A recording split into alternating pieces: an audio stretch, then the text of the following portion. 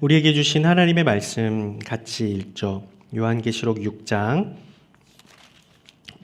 1절에서 17절까지의 말씀입니다. 요한계시록 6장 1절에서 17절까지의 말씀 한 절씩 교독하고 마지막 17절은 같이 읽겠습니다. 나는 어린 양이 일곱인 가운데 하나를 떼시는 것을 보았습니다. 그리고 나는 내 생물 가운데 하나가 천둥 같은 소리로 오라 하고 말하는 소리를 들었습니다. 그때 나는 보았습니다. 흰 말이 있는데 그 위에 탄 사람이 활을 갖고 있었고 그에게 면류관이 주어졌는데 그는 나가서 이기고 또 이기려 했습니다. 두 번째 인을 떼실 때 나는 두 번째 생물이 오라 하고 말하는 소리를 들었습니다. 그러자 붉은 다른 말이 나왔는데 그 위에 탄 사람에게 땅에서 평화를 걷어내고 사람들끼리 서로 죽이게 하는 권세가 주어졌고 또 그에게 커다란 칼도 주어졌습니다. 세 번째 인을 떼실 때 나는 세 번째 생물이 오라 하고 말하는 소리를 들었습니다. 그때 나는 보았습니다. 검은 말이 있는데 그 위에 탄 사람이 손에 저울을 들고 있었습니다. 그때 나는 내 생물 가운데서 나는 듯한 소리를 들었습니다. 1데나리온의 밀 1코이닉스요 1데나리온의 보리 3코이닉스다. 올리브 기름과 포도주를 손상시키지 말라. 네 번째 인을 떼실 때 나는 네 번째 생물의 음성을 들었는데 말하기를 오라고 했습니다. 그때 나는 보았습니다. 푸르스름한 말이 있는데 그 위에 탄 사람의 이름은 사망이요 음부가 그 뒤를 따르고 있었습니다. 그들에게 칼과 기근과 사망과 땅의 들짐승들로 땅의 4분의 1을 죽일 권세가 주어졌습니다. 다섯 번째 인을 떼실 때 나는 제단 아래서 하나님의 말씀과 그들이 가진 증거를 인해 죽임을 당한 사람들의 영혼을 보았습니다. 그들은 큰 소리로 외쳤습니다.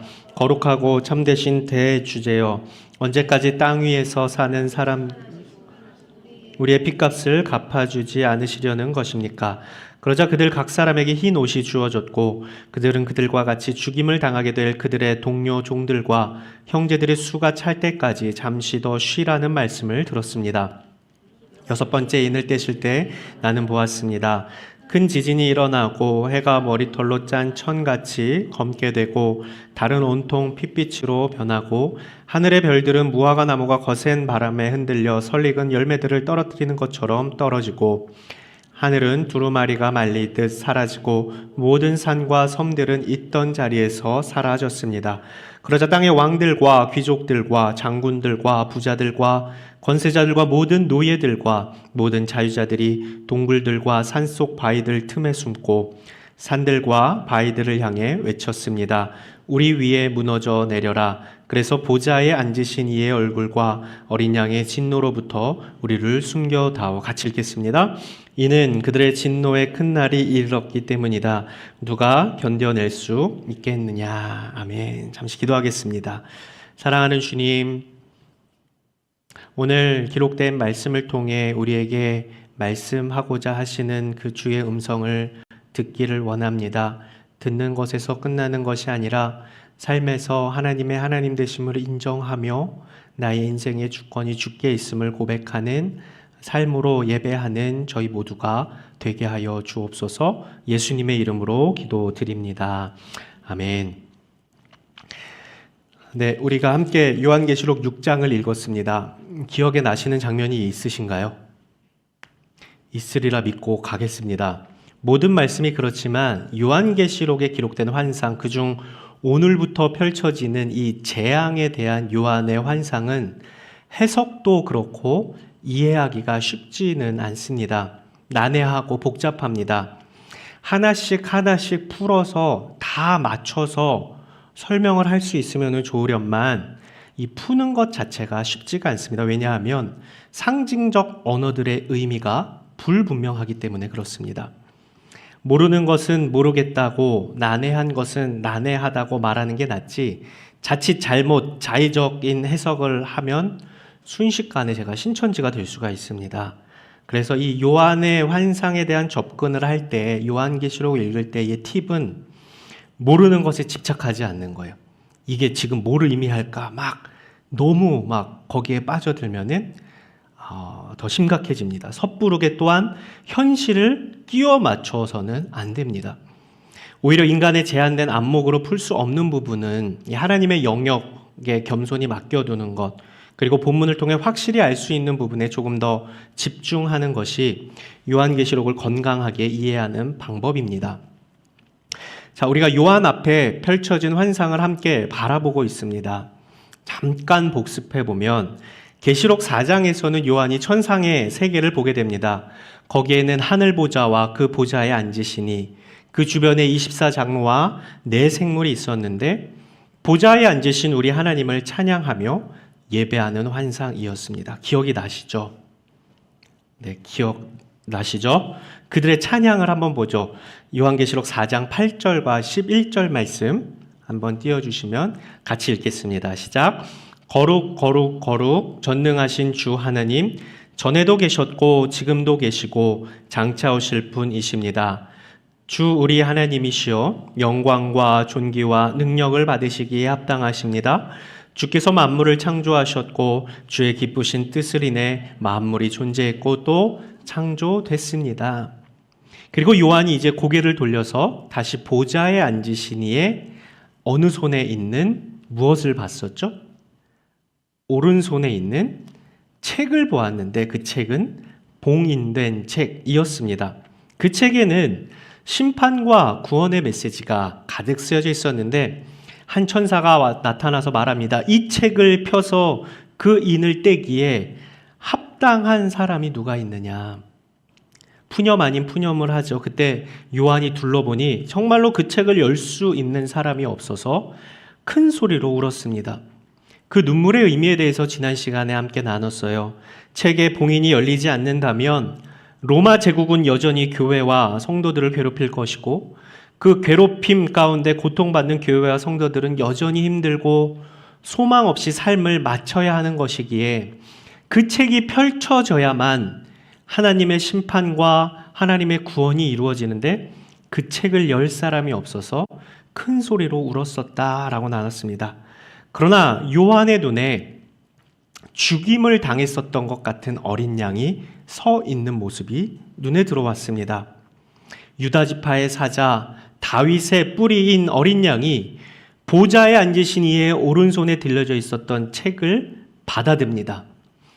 어린 양이 그 책을 받아드니 이에 4생물과 24장로가 또 찬양을 했었습니다. 계시록 5장 9절에서 10절 그리고 12절 13절을 계속해서 같이 읽겠습니다.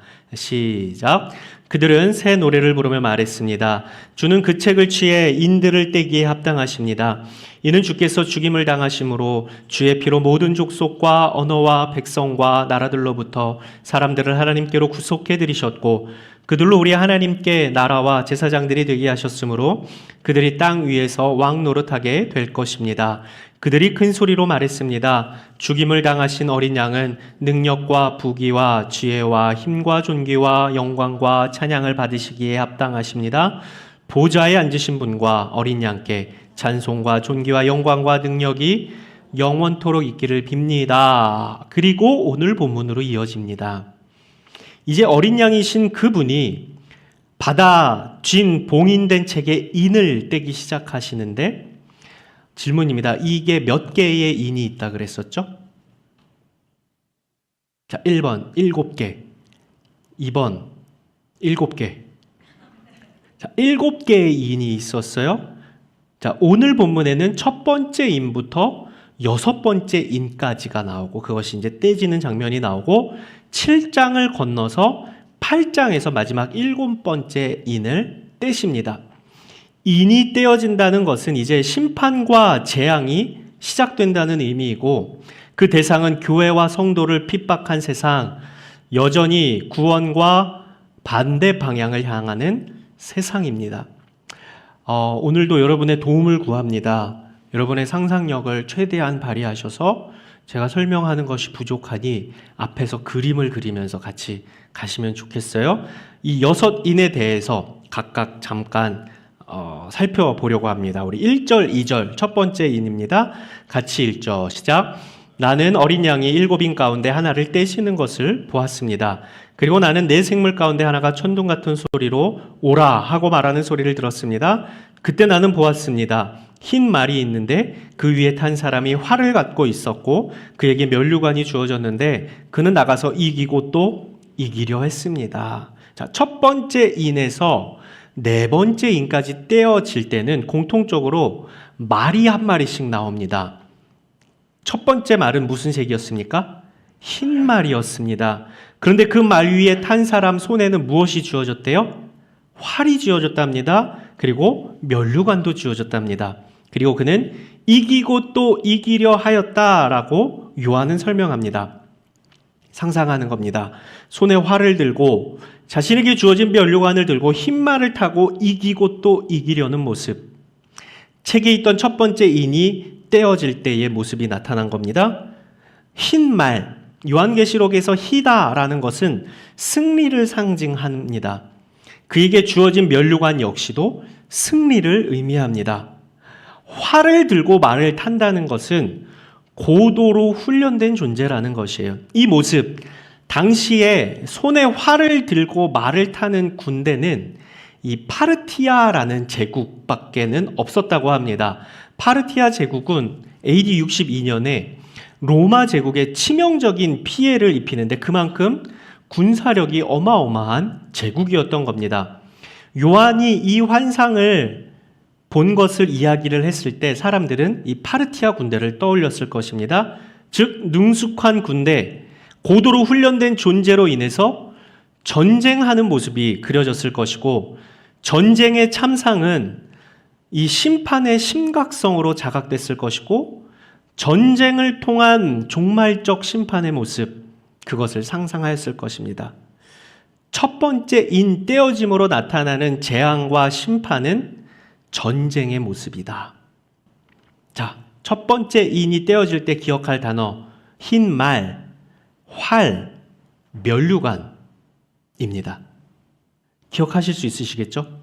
네. 자, 두 번째 인이 떼어집니다. 3절, 4절 말씀 같이 읽죠. 시작. 두 번째 인을 떼실 때 나는 두 번째 생물이 오라 하고 말하는 소리를 들었습니다. 그러자 붉은 다른 말이 나왔는데 그 위에 탄 사람에게 땅에서 평화를 걷어내고 사람들끼리 서로 죽이게 하는 권세가 주어졌고 또 그에게 커다란 칼도 주어졌습니다. 자, 두 번째 인이 떼어질 때 무슨 말이 나왔습니까? 붉은 말이 나왔습니다. 여러분의 기억력을 믿는 믿음으로 여쭤보죠. 첫 번째 말이 나올 때 무슨 색이었죠? 네, 이제 세 번째, 네 번째 갈수록 조금씩 헷갈리니까 같이 계속 끌고 가셔야 돼요. 두 번째 인이 떼어질 때 붉은 말이 나왔습니다. 그 위에 탄 사람에게는 무엇이 주어졌다고 합니까? 커다란 칼이 주어졌답니다. 자, 첫 번째 흰 말을 탄 사람은 뭘 들고 있었죠? 활을 들고 있었고, 두 번째는 큰 칼이 주어졌고, 미션이 주어지는데 어떤 미션이냐? 땅에서 평화를 걷어내고 사람들끼리 서로 죽이게 하는 것이 그에게 주어진 미션이었습니다. 붉은색 하면 뭐가 떠오릅니까? 피입니다. 칼로 평화를 걷어내고 사람들끼리 서로 죽이는 살육이 떠오르는 거죠.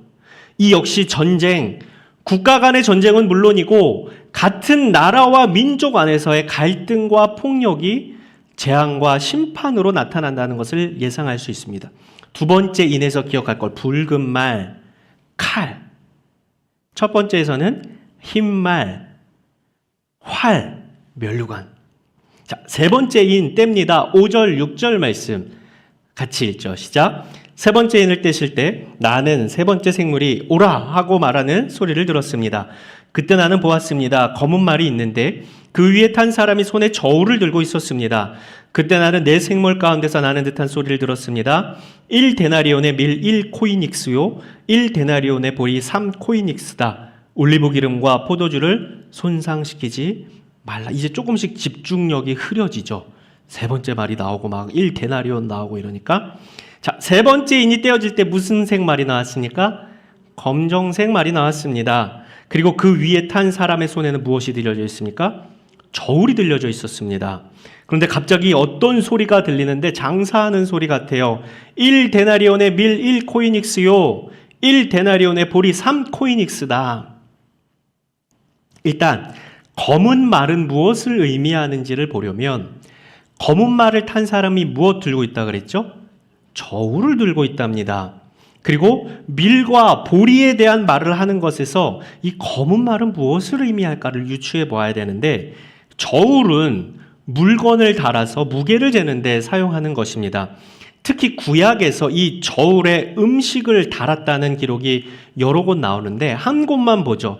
에스겔서 4장 16절 17절 제가 읽어드릴게요. 이 저울이 무슨 의미인가 한번 찾아보세요. 여호와께서 내게 말씀하셨다. 사람아, 내가 예루살렘의 식량 공급을 끊을 것이니 백성들은 근심에 쌓인 채 빵의 무게를 달아서 먹고 두려움에 쌓인 채 물의 양을 재어가며 마실 것이다. 빵과 물이 모자라기 때문에 그들이 서로 놀라움에 쌓인 채 그들의 죄악으로 인해 쇠약해질 것이다. 자, 밀과 보리는 빵을 만드는 재료이고 저울은 이러한 음식을 재는 도구였습니다. 방금 제가 읽어드린 에스겔서에서 음식을 저울에 달아 일정한 양을 공급한 이유가 있었습니다. 왜 그랬죠? 기근 때문에 그렇습니다. 물과 빵이 모자란 거예요. 검은 말이 상징하는 것은 기근, 굶주림입니다. 앞에서 보았던 흰 말 그리고 붉은 말은 뭐였죠? 전쟁이었어요. 전쟁과 내전. 근데 이 세 번째 검은 말이 저울을 들고 있다라는 의미는 기근과 굶주림, 기근에 의한 고통. 그러면 1데나리온의 밀 1코이닉스요, 1데나리온의 보리 3코이닉스다. 자, 어떤 게 더 비싼 건가요? 1데나리온을 주고 밀을 1코이닉스 사는 것과 1데나리온으로 보리 3코이닉스를 사면 어떤 게 가치가 더 있는 거죠? 밀이 더 가치가 있는 거였습니다. 빵을 만들 때 밀이나 보리로 다 만들었는데 밀은 그래도 조금 괜찮게 사는 사람들이 그걸로 빵을 해 먹었고 보리는 좀 가난한 사람들이 그걸 해 먹은 거예요. 3배가 난 거죠. 이 1데나리온 우리가 잘 알다시피 성인 남자의 하루 품삯이었고 이것은 4인 가족의 하루 식량값이었습니다. 1코이닉스는 한 사람의 하루 분량의 양이에요. 1데나리온으로 밀 1코이닉스를 사면 4명이 먹기에 턱없이 부족한 양이다. 보리 3코이닉스도 마찬가지로 부족한 양이죠. 무엇이 온 겁니까? 인플레이션이 온 거예요. 경제적으로 어려운 상황. 기근으로 인해서 수요와 공급의 차이가 생겨서 물가가 많이 올라서 경제가 어렵게 된 상태라는 겁니다. 세 번째 인을 뗄 때 손에 저울을 든 사람이 검은 말을 타고 나온다는 것은 기근과 경제적인 고통이 재앙과 심판으로 나타난다라는 겁니다. 자, 세 번째 인에서는 검은 말, 저울, 밀과 보리. 자, 첫 번째 말 다시 안 가도 괜찮죠? 안 갈게요. 여러분을 믿습니다. 네 번째 갔을 때 한 번에 할게요. 자, 7절, 8절 같이 읽겠습니다. 7절, 8절 시작. 네 번째 인을 떼실 때 나는 네 번째 생물의 음성을 들었는데 말하기를 오라 하고 했습니다. 그때 나는 보았습니다. 푸르스름한 말이 있는데 그 위에 탄 사람의 이름은 사망이요 음부가 그 뒤를 따르고 있었습니다. 그들에게는 칼과 기근과 사망과 땅의 짐승들로 땅의 4분의 1을 죽일 권세가 주어졌습니다. 자, 네 번째 인을 뗄 때 푸르스름한 말이 나오는데 대놓고 그 위에 탄 사람의 이름이 뭐라고 합니까? 사망이라고 합니다. 생각해보죠. 푸르스름한 말, 핏기가 하나도 없는 말, 창백한 말, 사망이 그 위에 앉아있고 음부, 하데스, 지옥이 그를 따른다고 합니다. 참 소름 돋는 장면이죠. 그에게 주어진 미션이 있습니다. 칼과 기근과 사망과 땅의 짐승들 4분의 1을 죽이는 미션, 그 권세가 주어졌습니다. 이 네 번째 인은 종합 세트입니다. 전쟁을 상징하는 칼, 그리고 우리가 봤던 기근, 그리고 사망. 첫 번째, 두 번째, 세 번째, 네 번째 인이 떼질 때 나타나는 재앙과 심판의 모양 전부를 가지고 있습니다. 4분의 1을 죽이는 권세가 주어진 푸르스름한 말 위에 탄 사망. 괜찮으세요? 이거는 우리 사무실에서 있었던 얘기인데 제가 있고 이제 대학부 섬기시는 아는 목사님이 옆에 계세요. 둘이 푸념을 했습니다. 이거 설교 어떻게 해야 되냐고. 이렇게 할 수밖에 없습니다. 어차피 이거 설명을 해야 되니까 죄송합니다. 자, 첫 번째 인이 떼질 때 무슨 색말이 나왔습니까? 흰 말이 나왔습니다. 두 번째는 뭐가 나왔죠? 붉은 말이 나왔습니다. 세 번째는 검은 말, 네 번째는 푸르스름한 말이 나왔습니다. 각각이 의미하는 것 역시도 여러분 다시 말씀 안 드려도 기억하실 겁니다. 전쟁, 내란, 기근, 사망. 이게 심판과 재앙의 모습으로 나타났다라는 것입니다. 이제 다섯 번째, 여섯 번째, 오늘 본문에선 두 인 떼어지는 것이 남았는데 이제 말은 안 나옵니다. 자, 다섯 번째 9절에서 11절 말씀 같이 읽죠. 시작. 다섯 번째 인을 떼실 때 나는 제단 아래서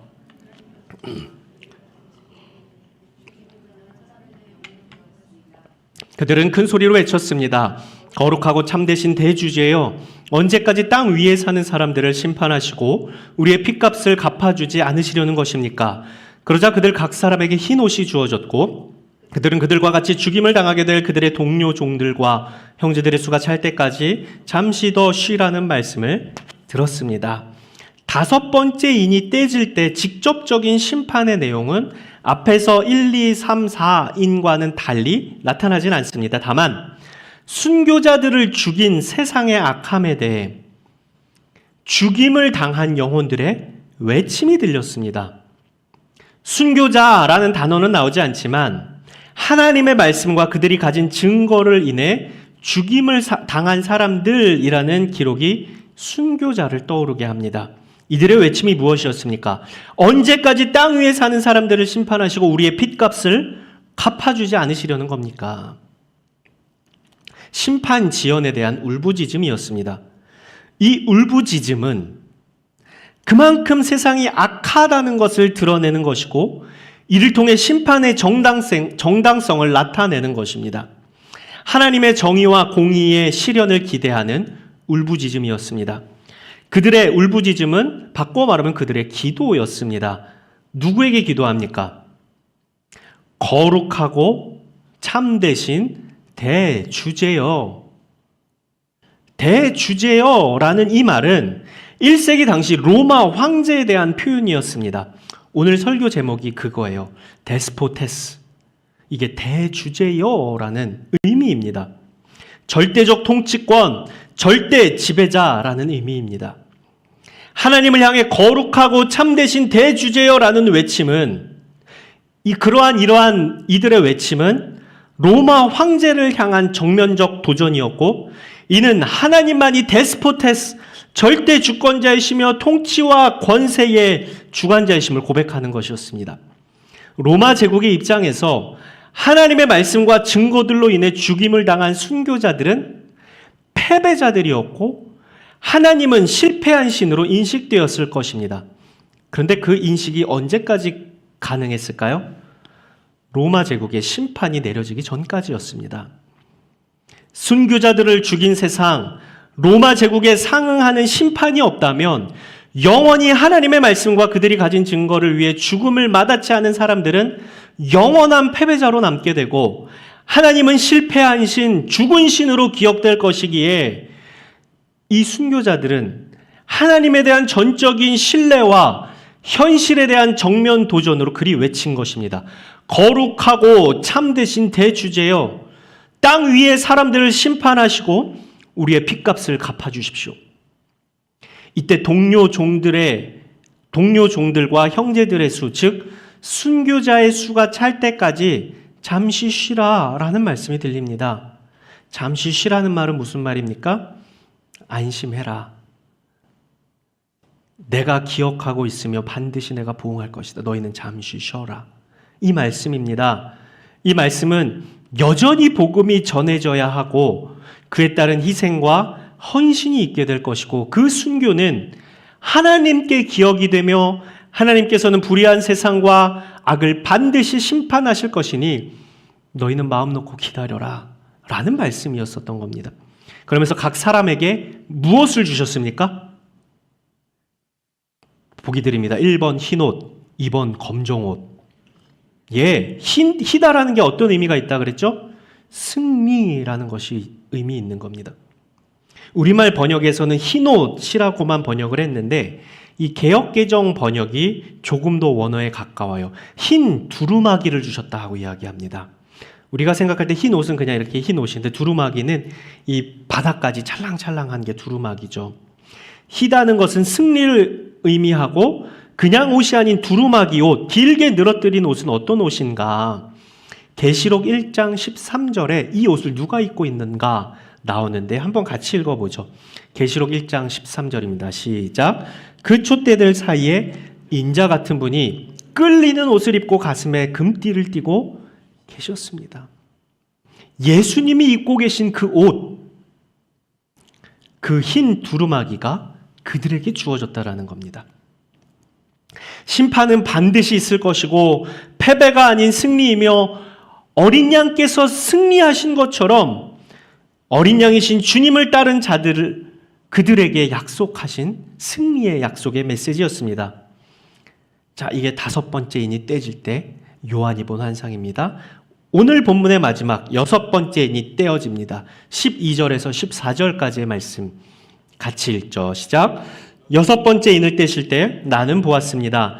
큰 지진이 일어나고 해가 머리털로 짠 천같이 검게 되고 달은 온통 핏빛으로 변하고 하늘의 별들과 무화과 나무가 거센 바람에 흔들려 설익은 열매들을 떨어뜨리는 것처럼 떨어지고 하늘은 두루마리가 말리듯 사라지고 모든 산과 섬들은 있던 자리에서 사라졌습니다. 난리가 난 겁니다. 지진, 해가 검어짐, 상상하면서 같이 가고 있죠. 자, 지진, 해가 검어짐, 달이 피같이 됨, 별들이 땅에 떨어짐, 하늘이 사라짐, 산과 섬이 옮겨짐. 이 6가지 표현들은 모두 구약에서 사용된 한 가지에 대한 표현입니다. 어떤 표현이냐? 종말에 대한 표현입니다. 하나님의 심판에 대한 묘사입니다. 하나만 보죠. 해가 검어지고 달이 피같이 된다는 표현. 요엘서 2장 31절 말씀 같이 읽겠습니다. 시작. 크고 두려운 여호와의 날이 오기 전에 해가 어둠으로 바뀌고 달이 피로 바뀔 것이다. 예수님도 종말의 때에 대해 말씀하실 때 비슷한 말씀을 하셨습니다. 마태복음 24장 29절 말씀을 제가 읽어드릴게요. 그 환난의 날들이 끝나자마자 해가 어두워지고 달이 빛을 내지 않을 것이며 별들이 하늘에서 떨어지고 하늘의 세력들이 흔들릴 것이다. 심판이 시작된다는 것입니다. 그것도 우주적 심판이 시작된다는 것입니다. 그럴 때 반응은 어떨까? 우리 15절에서 17절 말씀 같이 읽죠. 15절에서 17절입니다. 시작. 그러자 땅의 왕들과 귀족들과 장군들과 부자들과 권세자들과 모든 노예들과 모든 자유자들이 동굴들과 산속 바위들 틈에 숨고 산들과 바위들을 향해 외쳤습니다. 우리 위에 무너져 내려라. 그래서 보좌에 앉으신 이의 얼굴과 어린 양의 진노로부터 우리를 숨겨다오. 이는 그들의 진노의 큰 날이 이르렀기 때문이다. 누가 견뎌낼 수 있겠느냐.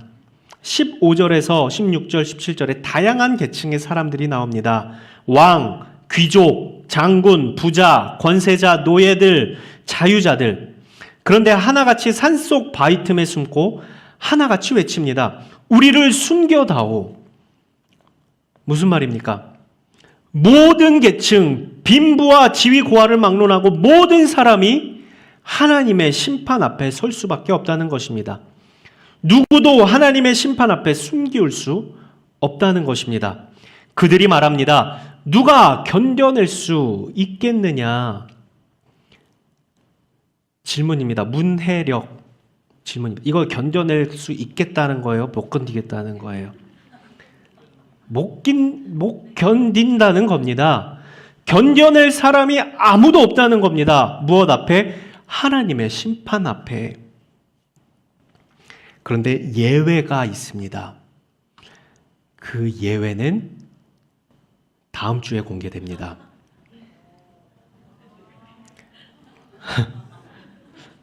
오늘 내용이 조금 이해가 되시나요?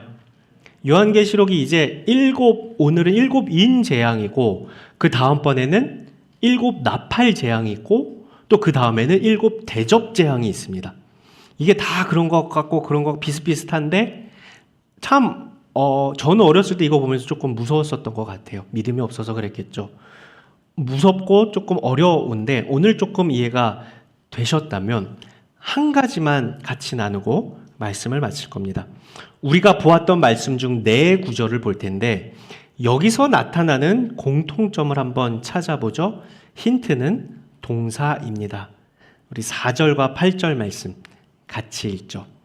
시작. 그러자 붉은 다른말이 나왔는데 그 위에 탄 사람에게 땅에서 평화를 걷어내고 사람들끼리 서로 죽이게 하는 권세가 주어졌고 또 그에게 커다란 칼도 주어졌습니다. 8절입니다.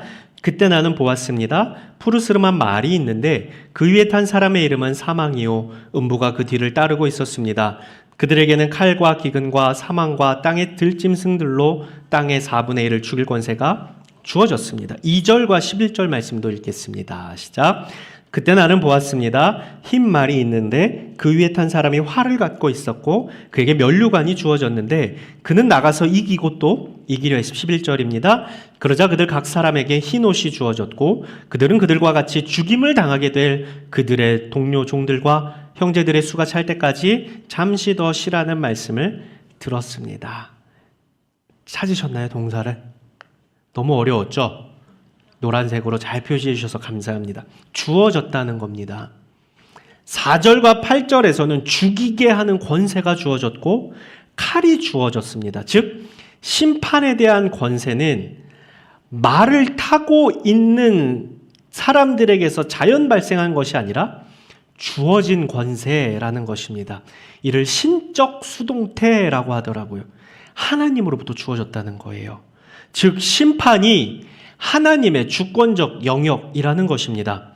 또 2절과 4절에서는 면류관이 주어졌고 2절과 11절에서는 면류관이 주어졌고 또 흰 옷이 주어졌다라고 합니다. 이것도 마찬가지로 구원에 대한 주권이 하나님께 있다라는 것입니다. 결국 하나님이 심판의 주관자이시며 구원의 주체이시다라는 것입니다. 전쟁과 기근, 우주적 종말이 누구 손에 있다? 유일한 주권자이신 하나님께 있다라는 겁니다. 구원과 승리, 위로와 안식은 누구 손에 있다? 유일한 주권자이신 하나님께 있다는 것입니다.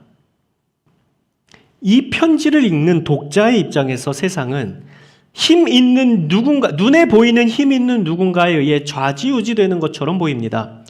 그 권력자가 파괴적이든 폭력적이든 상관없이 권력자의 손에 의해서 세상이 옮겨지는 것처럼 보였습니다.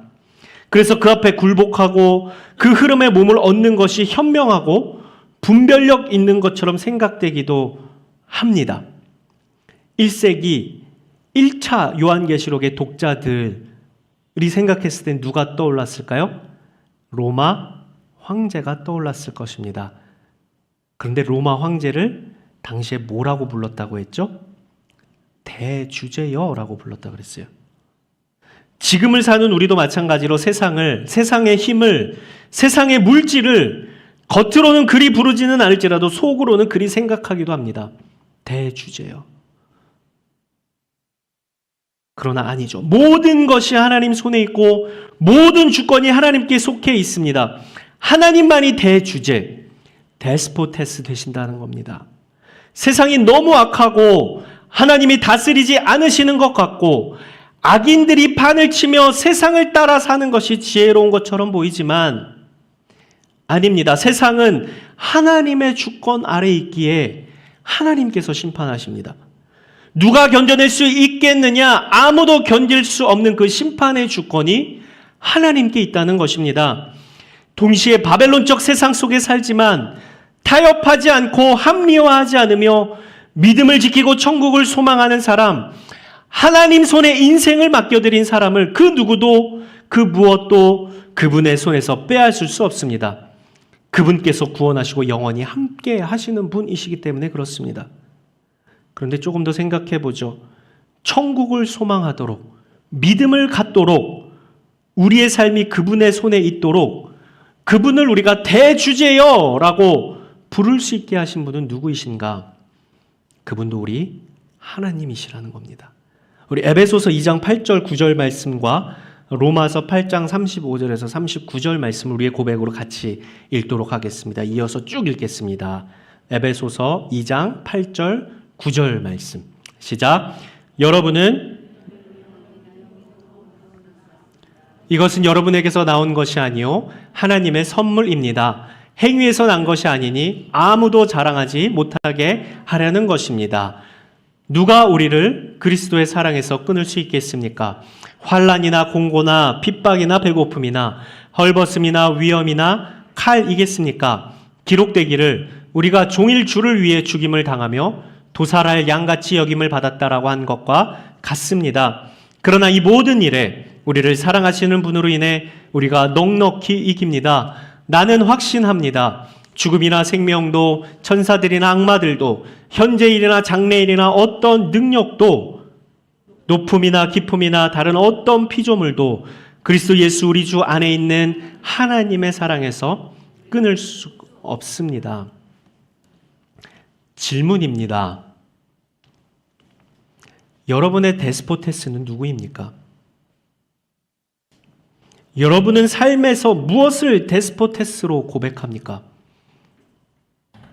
세상은 매일같이 우리에게 물질이, 권력이, 성공이, 안정이, 명예가 영원한 것이라고, 그것이 데스포테스라고 속삭입니다. 바벨론적 세상의 가치관을 데스포테스로 삼는 것이 현명하고 지혜로운 것이라고 우리에게 속삭입니다. 로마 황제를 데스포테스라 불렀지만 그 제국과 황제는 이미 사라진 지 오래입니다. 그들이 박해했던 믿음의 사람들이 고백한 하나님은 오늘도 여전히 하늘 보좌에 앉아 계신 유일한 데스포테스 되십니다. 심판의 권세도 주어졌고 구원과 승리도 주어졌습니다. 주권이 주께 있기 때문이죠. 그분이 우리의 유일하고 영원하신 데스포테스이시기 때문에 그렇습니다. 하나님께서 주권자 되신다는 것을 인정하는 것이 세상 사람들이 바라볼 때 어리석어 보이고 우리 입장에서 그것이 두려운 것처럼 느껴질지라도 아닙니다. 주님을 우리가 데스포테스라고 고백할 때 진정한 자유와 평안을 누리게 되는 것입니다.